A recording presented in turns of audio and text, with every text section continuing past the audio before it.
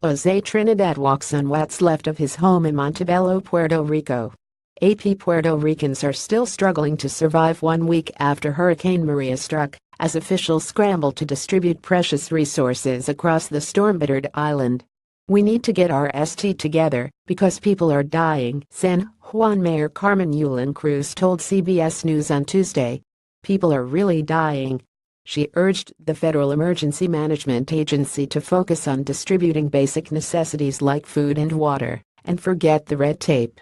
"Every moment we spend planning in a meeting, or every moment we spend just not getting the help we're supposed to get, people are starting to die," she said bluntly.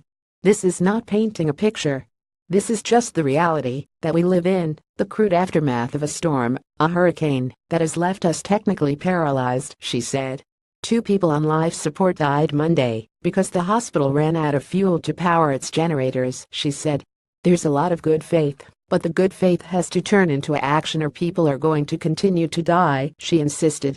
At least 16 people have died in Puerto Rico since Hurricane Maria swept over the island last Wednesday with 155 miles-per-hour winds, cutting power to the entire U.S. territory and flooding whole neighborhoods.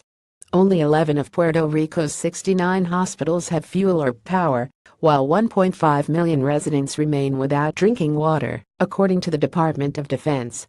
Edgar Morales sits and waits in line to get gas in San Juan. Getty Images Governor Ricardo Rossello also addressed the dire situation, telling NPR, "We need a quicker logistical deployment.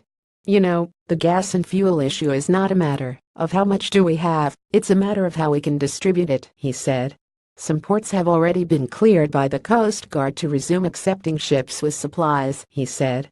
"There is food coming. There are medicines coming," Rossello said. "There are articles of first need that are here already. The regulating step is the deployment of those assets." Maria made landfall on Puerto Rico as a Category 4 storm. 1 week later, most supermarkets remain closed. The ones that have opened their doors again are short on supplies. "There is no water and practically no food," complained Mercedes Caro, who walked out of a San Juan grocery store with some white bread, cheese, and bananas. "Not even spaghetti," she said.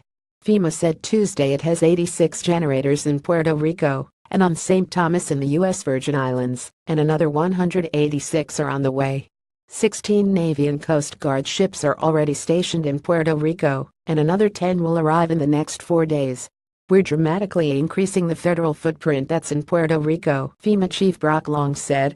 Cruz told CNN the island is in the midst of a humanitarian crisis, and the island's neediest residents are suffering the most. "We are finding dialysis patients that haven't been able to contact their providers, so we are having to transport them in near-death conditions," she said. "We are finding people whose oxygen tanks are running out because small generators now don't have any diesel," she said. Rapper Pitbull decided to put his private plane to good use by offering flights to cancer patients on the island so they can travel to hospitals on the U.S. mainland.